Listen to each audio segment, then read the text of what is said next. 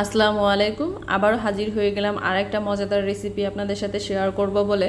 আর যেহেতু সামনে কোরবানির ঈদ আসতেছে, আর এই কোরবানির ঈদ আসলে দেখা যায় এই পিঠাটা খেতে খুবই ভালো লাগে আর খাওয়াও হয়। বিশেষ করে হচ্ছে আমাদের ওদিকে কোরবানির ঈদে এই পিঠাটা প্রচুর পরিমাণে খায়। তো এখানে আমি হচ্ছে মেজারমেন্ট কাপের 2 কাপ চালের গুঁড়ো নিয়েছি। আমি শুকনা চালের গুঁড়িটা নিয়েছি, আর আপনারা চাইলে হচ্ছে যে তাৎক্ষণিক ভাঙিয়ে তারপরে হচ্ছে যে চালের গুঁড়োটা, ভেজা চালের গুঁড়োটা, সেটাও নিয়ে নিতে পারেন, সমস্যা নেই।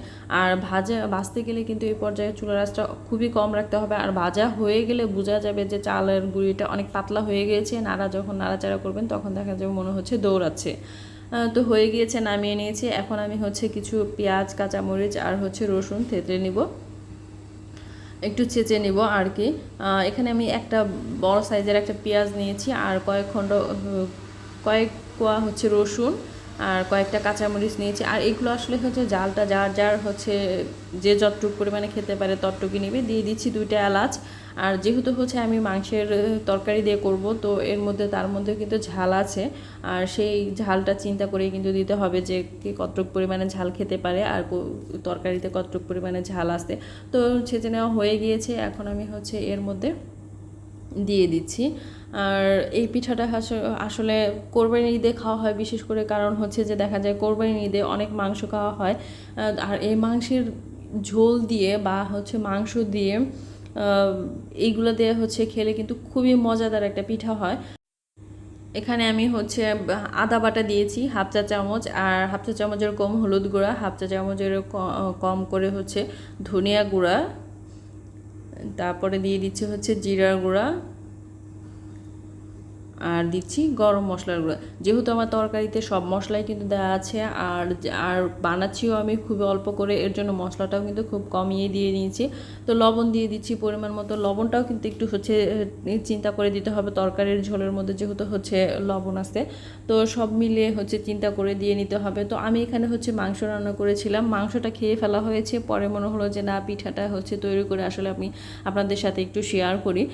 এখানে আসলে হচ্ছে পিঠাটা কিভাবে হচ্ছে, আমরা সবাই গ্রামে মাটির চুলায় খেয়ে থাকি, কিন্তু আসলে যে শহরে গ্যাসের চুলার মধ্যে এতটা মজাদার করে হচ্ছে পিঠাটা তৈরি করা যায়, আমি জাস্ট আপনাদের সাথে সেটাই শেয়ার করার চেষ্টা করেছি।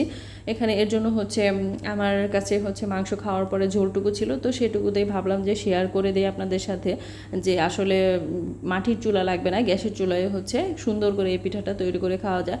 তো যে ঝোলটুকু ছিল, ঝোলটুকু দিয়ে ভালোভাবে নেড়ে চেড়ে আমি হচ্ছে চালের গুঁড়োর সাথে এগুলো হচ্ছে মিশিয়ে নিয়েছি। আর যে পাতিলের মধ্যে ঝোল ছিল সেটার মধ্যে হচ্ছে অল্প কিছুটা পানি নিয়ে এটা আমি গরম করে নিয়েছি, কুসুম গরম করে নিয়েছি, সেই পানিটাই দিয়ে দিচ্ছি। এখানে কখনো কাঁচা পানি দিবেন না, বা হচ্ছে আর হচ্ছে চালের গুঁড়িটা না ভেজে কখনো করবেন না, তাহলে কিন্তু পিঠাটা খেতে ভালো লাগবে না। আর যখন আমি হচ্ছে এরকমভাবে ভেজে নিয়ে বা একটু কুসুম গরম পানি দিয়ে গোলাটা গুলিয়ে নেবে, তখন দেখা যাবে পিঠাটা খেতে খুবই ভালো লাগবে। তো গোলানো হয়ে গিয়েছে, বুঝতেই পারছেন যে কতটুকু হচ্ছে নরম করে রেখেছি। তো এখন আমি চুলার মধ্যে একটা হচ্ছে কড়াই বসিয়েছি, তার মধ্যে হচ্ছে দিয়ে দিচ্ছি যে মাংসটা রান্না করেছিলাম তার থেকে হচ্ছে একটু তেল তুলে রেখেছিলাম, তো সেই তেলটা দিয়ে দিয়েছি। কেউ চাইলে এটা হচ্ছে এই তেল না দিয়ে সয়াবিন তেলটা বা হচ্ছে সরষের তেল, যেটা কিন্তু ইচ্ছে দিয়ে নিতে পারে। তো আমার কাছে এটা দিয়েছি, কারণ এটা দিলে সুন্দর একটা স্মেল আসে, খেতেও ভালো লাগে। কেউ হচ্ছে ফ্যাটের কথা চিন্তা করে হচ্ছে যদি না খান, তাহলে কিন্তু সয়াবিন তেলটা দিয়ে নিতে পারেন, তাদের সমস্যা নেই, সেটা দিয়েও খেতে কিন্তু অনেক মজা লাগে। তো আমি এখন হচ্ছে গোলাটা দিয়ে দিচ্ছি, আর দিয়ে হাত দিয়ে চেপে চেপে দিচ্ছি। খুবই সাবধানে করতে হবে কিন্তু, এবার যে গরম তেলটা যদি হাতে লেগে যায় তাহলে হাতটা পুড়ে যাবে। তো আমি হচ্ছে মাঝখানে এরকম চাপ দিয়ে দিয়ে তারপরে হচ্ছে একটা চামচের সাহায্যে এরকম চেপে চেপে সুন্দর করে হচ্ছে দিচ্ছি, সমান করে দিচ্ছি। তা না হলে হচ্ছে হাত দিয়ে করতে গেলে দেখা যায় এবড়ো থেবড়ো হয়ে থাকে। তো এর জন্য চামচ দিয়ে এরকম চেপে চেপে দিচ্ছি। আর এই পর্যায়ে চুলাটা আমি হচ্ছে প্রাথমিক পর্যায়ে একটু হচ্ছে মিডিয়াম আঁচ থেকে একটু হাই হিটে রেখে তারপরে হচ্ছে 5 মিনিট পরে হচ্ছে আমি কমিয়ে দিব চুলাটা।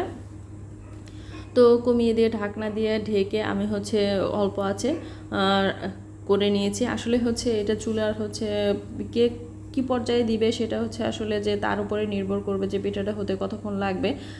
তো আমি হচ্ছে উল্টিয়ে দিয়েছিলাম, তারপরে হচ্ছে আবার হচ্ছে এটা এই পাশ করে কিছুক্ষণ করে নিয়ে তারপরে দেখতেই পাচ্ছেন যে পিঠাটা কিন্তু মাশাআল্লাহ খুব সুন্দর হয়ে গিয়েছে।